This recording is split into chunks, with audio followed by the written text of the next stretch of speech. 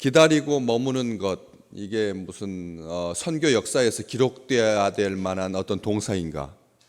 보통 우리가 선교하면 가서 어떤 일을 하고, 그리고 이 사역을 하고, 선교를 하고, 전도를 하고, 빵을 만들고, 이게 선교지. 가서 기다리고 머무는 거, 이것은 선교라고 그걸 기록으로 넣는다는 것 자체가 어떤 의도성을 가지지 않는 한 이것은 굉장히 소모적인 거죠. 먼저 가서 기다린다, 그리고 머물다 라고 하는 것. 그런데 우리는 여기서 하나님의 일하심을 봅니다. 우리 주님께 여기서 그들 7명의 유럽의 마게도냐 지역의 사역자들, 그리고 아시아의 사역자들, 그리고 더베의 사역자들, 전체 아시아와 유럽을 아우르는 그런 곳에서 신실하게 주의 일꾼으로 섬겼던 그런 사람들을 바울이 일행으로 해가지고 그들의 손에 구제 헌금을 안겨서 예루살렘 교회를 돕기 위해서 이제 마지막 3차 전도 여정을 마무리하는 과정 속에서 그들이 먼저 가서 이 마게도냐에서 배 타고 이렇게 첫 번째 도착하는 그 항구 드로아에 있을 때 마게도냐 사람이 건너와서 우리를 도우라고 했던 그 놀라운 이 비전의 시작 출발점이었던 그곳에서 만나기로 하고 가서 기다립니다. 함께 가려고. 그리고 얼마나 기다리느냐, 어떻게 확정되어 있지 않습니다. 6절 말씀에 닷새 만에 이 드로아에 도착했는데, 처음에 16장에 건너갈 때는 이틀 만에 갈 수 있는 거리인데 250km 정도 되는 이틀 만에 갈 수 있는 건데, 다시 갈 때 닷새 걸렸으니까 무지 시간도 많이 걸렸고, 또 거기에 모이는 시간, 드로아에 모이는 시간, 바울이 그런 통지를 하고 인편으로 연락을 취해서 만나자라고 하고 약속한 시간이 한참 흐른 뒤에 일단 건너가는 데만 닷새니까 이쪽에서 이 마게도니아 지역에서 며칠 만에 빌립보까지 올라갔는지, 고린도에서부터 시작해가지고 이 고린도 빌립보에서 이제 건너가게 되는데, 그렇게 시간들이 소요되고, 또 가서는 도착하자마자 드로아에서 그냥 곧바로 출발한 것이 아니라 육로를 통해서 이 갈 생각을 가지고 있었는데, 왜냐하면 이 백길은 유대인들이 장악해가지고 바울을 해하려고 공모를 했으니까 피해서 지혜롭게 좀 먼 길, 엄청나게 먼 길이죠. 배로 쑥 가는 길하고 걸어서 가는 길은 차원을 달리하는 길인데, 험악한 길이고 수고스러운 길인데 육로를 택하기로 이미 작정한 상태였는데 얼른 떠나지 아니하고 거기서 또 드로아에서 무려 일주일 이상을 머물고 됩니다. 그럼 얼마나 많이 지체되는 겁니까? 만약 어떤 날짜를 정해가지고 6월절에 예루살렘에 도착해가지고 그 새해를 시작하면서 구제헌금을 전달해가지고 아주 쌍뜻하게 출발하고 싶었던 그런 바울의 그런 계획이 다 틀어진 겁니다. 다 틀어진 거죠. 뭐 일주일 또 여기서 또 머물게 되니까. 그렇기 때문에 그들의 기다림, 우리는 한번 생각해 봅니다. 어제도 말씀 나눴지만 그들이 가지고 있었던 이 구제헌금은 지폐가 아니었기 때문에 아무리 짐을 줄인다고 한들 동전이어서 어마어마한 분량인데, 뭐 큰 교회 작은 교회를 떠나서 사람들이 정성껏 동족을 돕기 위해서 헌금해 준 그 헌금, 이방인들도 헌금에 동참했고 해서 그렇게 모아진 그 동전을 이렇게 손으로 이렇게 들고 다닐 수는 없는 거고, 어쨌든 짐보따리에다 넣어야 되는데 그게 부피가, 무게가 어마어마하거든요. 아시겠지만 동전을 이렇게 딱 들어보면 은행에 갔다가 맡기려고 1년 동안 모은 동전도 그렇게 무거운데, 헌금해가지고 모은 그것을 지폐도 아니고 종이도 아니고 신용카드도 아니고 그런 상태에서 일주일 기다리고 또 열흘 기다리고 20일이 되고 30일이 됐다. 제일 불안하거든요. 제가 한번 말씀드렸잖아요. 결혼 주례를 하면서 신랑 신부가 예물 교환하는 것이 당연한 거였고, 그래서 미리서 신랑 신부한테 다이아몬드 반지를 받아놓고 결혼 주례하는 것보다 더 어려웠다니까요. 그걸 지키려고, 이게 교회에다 갖다 집에서 가지고 있다가 또 교회로 가지고 왔다가 또 교회에 있다가 또 퇴근할 때는 또 집으로 가져가고, 그 예물 분실할까 봐 주례는 신경 쓰지 못하고 요 반지 지키느라고 제가 한 달을 고생했었거든요. 그래가지고 그 다음부터는 제가 조례할 때 예물 교환 너희들끼리 알아서 해라. 예.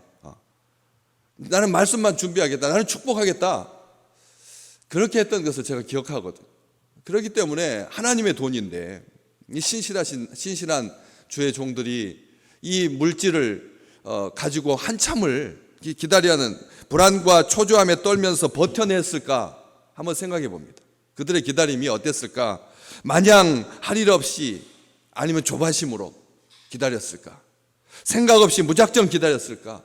전화도 없고 핸드폰도 없고 인편도 그렇게 어려운 대륙과 대륙을 건넌다는 것이 우리가 지금 생각하는 것처럼 그냥 비행기 타고 쫙 가는 1시간 거리지만 1시간도 안 걸리는 짧은 거리지만 바울 일행과 그 7명의 함께하는 사람들의 이 간격을 좁혀줄 수 있는 것은 아무것도 없었는데 근데 기다립니다. 저는 생각해 봅니다. 왜 기다릴 수 있었을까? 보배롭고 지극히 큰 약속, 베드로후서 1장에 보면 보배롭고 지극히 큰 약속을 우리에게 주셔서 신성한 성품에 참여하는 자 되게 하려고 우리로 하여금 기다림의 시간들을 하나님께서 허락해 주셨다. 우리가 그렇지 않습니까? 뭐 자연적인 세계에서도 벼 하나를 키우더라도 40일 싹이 나기까지 기다리는 그 2주간이 기본적인 단위인데 이 따뜻한 봄날에 그 부드러운 흙 속에서 2주가 지나야지 이제 싹이 나는 건데 고양이가 태어나가지고 22, 3일째 됐을 때 이제 눈을 뜨는 건데 그렇잖아요. 22, 3일째 될 때 눈을 뜨거든요.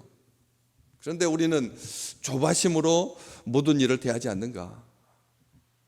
무슨 일이든지 선한 일일수록 더 정성껏 기다림의 시간이 필요한데도 불구하고 우리는 그냥 딱 기도해가지고 응답 안 해주고 그래서 천국에는 반송되어 온 아름다운 선물들이 꽉 쌓여 있다니까요. 많은 예수 믿는 사람들이 열심히 기도하고 그날 하나님 앞에 응답받지 않으면 하나님께서 노라고 생각하신다고 생각해가지고 기도를 포기한다는 거예요. 그래서 반송되어 온 기도의 열매들이 하늘나라의 창고에 그냥 쌓여 있다니까요.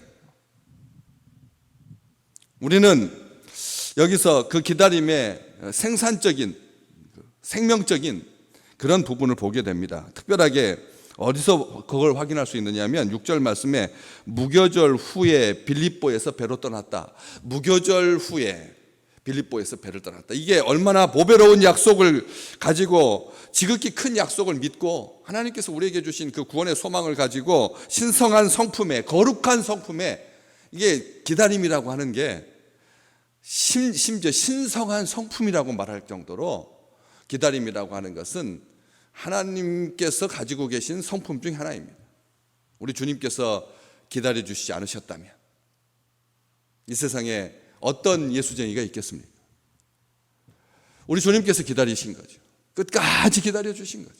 가룟 유다 그 속속들이 알고 있는 그 제자가 돌아올 때까지 우리 주님께서 기다려 주신 거 아닙니까? 마지막 순간까지도 포기하지 아니하고 그 최후의 만찬 지금 자기가 뼈가 으스러지는 순간인데 그 제자가 돌아오기를 기다리면서 성찬 예식을 통해서 이것은 내 뼈다, 내 살이다, 내 몸이다, 내 피다, 마셔라. 그렇게 하면서 돌아오기를 간절히 기다렸지 않습니까? 무교절 후 닷새 만에 아시겠지만 무교절은 안 지키는 절기입니다. 우리가 구약 성경에 무얼 지킵니까? 유월절을 지키죠. 14일 날 유월절 날 저녁부터 6월 저녁부터 그 다음 날 저녁까지가 6월절이고 그 다음에 일주일간이 무교절이잖아요. 그렇기 때문에 6월절이 생생나고 명분이 나는 날입니다. 그렇잖아요. 6월절 하나님께서 출애굽하게 해주셨다. 고난으로부터 우리를 건져주셨다. 구원해 주셨다라고 하는 큰 명분에 있는 큰 날 딱 지키고 그냥 출박하는 것이 아니라 무교절 일주일 그 뒤로 이어지는 그 절기 그 고통스러운 거거든요. 무교절 누룩 없는 빵을 먹으면서 일주일 동안 그렇게 금식하면서 고난 주간을 지키는 건데 바울은 누가와 함께 그냥 얼른 빌립보 교회 정말 소망 가운데 함께했던 루디아의 가정 간수의 가정에서 시작된 아름다운 그 교회에서 정말 자기 얼굴 보여주고 이제 우리 지금 구제헌금 기다리는 우리 동료들이 7명이나 지금 닷새째 넘게 기다리고 있으니까, 열흘째 넘게 기다리고 있으니까 얼른 가야 됩니다 라고 그냥 인사만 딱 하고 생색만 내고 얼른 떠난 것이 아니라 무교절을 지켰다라고 하는 거죠. 무교절을 지켰다는 것입니다. 그 무교절의 진정한 의미, 출애굽 고난, 율법주의 시대, 유대인의 시대에는 그것을 지켰지만 이제 예수 믿는, 그리고 복음의 시대를 살고 있는, 새 생명의 시대를 살고 있는 이 일행은 십자가의 고난을 기억하면서, 십자가의 고난, 우리 주님의 십자가의 고난 기억하면서 잊지 않으려고 그 무한하신 사랑으로 자기 백성을 구원하기 위해서 고난을 참으신 하나님의 아들을 기억하면서, 그리스도의 참 사랑을 기억하면서 금식해야 되는 그 절기 닷새를 고스란히 다 지키고 빌립보에서 드로아로 건너갔다라고 하는 것이죠. 그 무교절, 유대인들에게는 이 무교절의 의미가 양 잡는 6월절 날 첫날 양 잡는 시간에, 그 누룩 없는 빵을 그 다음부터는 먹어야 되는 시간에, 누룩 없는 빵을 먹는, 양을 잡는 우리 주님께서 그 시간에 십자가에 그 고난을, 뼈가 으스러지는 그 고난을 장례 지내고 그 다음에 묻히는, 죽은 자들 가운데서 먼저 나신 자니, 우리 주님께서 그렇게 골로새서 1장에 말씀 우리가 지난 주일날 들었던 것처럼 정말 그 죄와 전혀 상관없는, 죄 없으신 우리 주님께서 그래서 나타나신, 그것을 생각하면서 생명의 떡이신 우리 주님, 세상의 생명을 위해서 내 살이다 라고 말씀해 주셨던 그 약속을 붙들고 그 6월절을 지나고 무교절을 다 닷새 동안,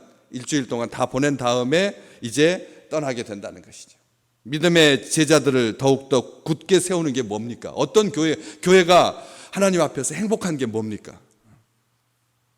딱 보면 알잖아요. 기가 막히게 어느 시점에 가가지고 딱 등장해서 얼굴 딱 보여주고 그리고 먼저 일어나는 것이, 그게 실세거든요.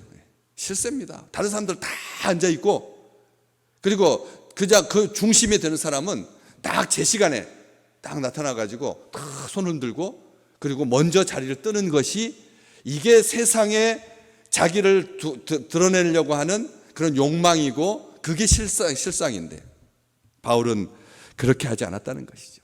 나중에 고린도전서 5장에 보면 이런 이 삶의 자세, 하나님 앞에 불결하고 거룩하지 못한 것들을 제거하는 누룩 없는 빵과 같은 그 시간, 의미 없어 보이는 6월절 새해를 시작하는 첫날, 사람들한테는 다 그게 작심삼일이 될지라도 어쨌든 그날은 큰 날이고 명분이 있는 날인데, 그날만 있던 것이 아니라 그 뒷날까지 일주일을 고박 지키면서 견고하게 주를 붙들게 하려고 흠없는 제물을 드리는, 원래 그 6월절이 무교절 기간 동안 흠없는 제물을 드리는 기간 동안 순전함과 진실함에 누룩 없는 떡으로 하자. 고린도전서 5장에 보면 그렇게 기록되어 있거든요. 이 순전함과 진실함에 누룩 없는 떡으로, 가식적이지 않게, 우리가 아주 사소한 작은 약속에도 이런 진심과 정성으로 하시기를 주의 이름으로 축복합니다. 딱 알거든요. 딱 서열순위가 매겨지잖아요. 이 모임은 굉장히 비중 있는 모임이고, 이것은 그냥 곁다리로 그냥 어쩔 수 없이 하는 그런 모임들 성격 딱 구별해가지고 정말 지혜롭게 자기 시간을 쓰는 것이 현대인의 그게 자세이고, 그게 살아가는 방법이고 노하우라고 생각하기 쉬운데, 바울은 그렇게 하지 않았다는 거죠. 나중에 더 쉬운 성경으로 읽어보니까 성실과 진리의 떡으로 하자. 성실과 진리의 떡으로. 이게 누룩 없는 기간, 무교절을 지낸 후 빌립보를 떠나서 드로아에 갔던 바울의 마음이었고, 그리고 모든 주의 종들의 마음이어야 된다는 거죠. 성도의 교제, 남다른 사랑으로 첫 이방 선교의 열매였던 빌립보 교회에서 누구든지 예수를 믿는 자, 너와 내 집이 구원을 얻을 거다.